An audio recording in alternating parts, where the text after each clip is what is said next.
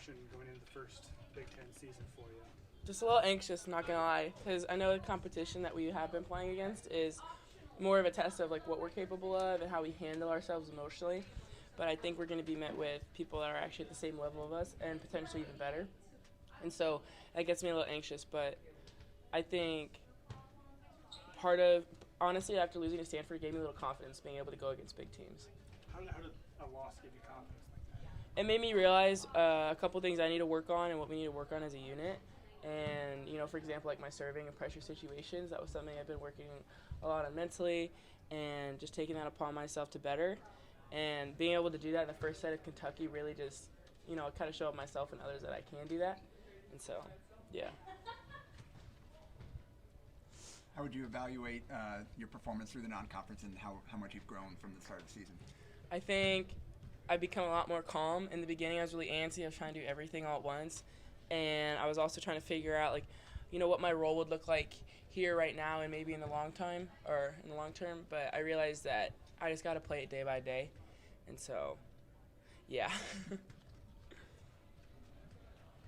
Is there excitement in realizing that this is what you've been building all for the last month or two? I mean, this is now what the coach likes to say, now's when it counts, the ante has been upped. Yeah, it's kind of surreal. Because, you always talk about, I remember watching the videos about, any win, the Big Ten's a good win, I believe is what he says. So, it's coming this weekend, and so I'm excited. Yeah. You mentioned you make progress with your serve, too. Have you changed anything, or is it just more of a mental step forward that you've made? Both. We've been working a lot on just taking my time, because for a while I always felt like I was rushed, and Jalen gave me full permission to use all 8 or 10 seconds, I believe it is. And he's like, if we get violated for that, then we'll just work backwards from there.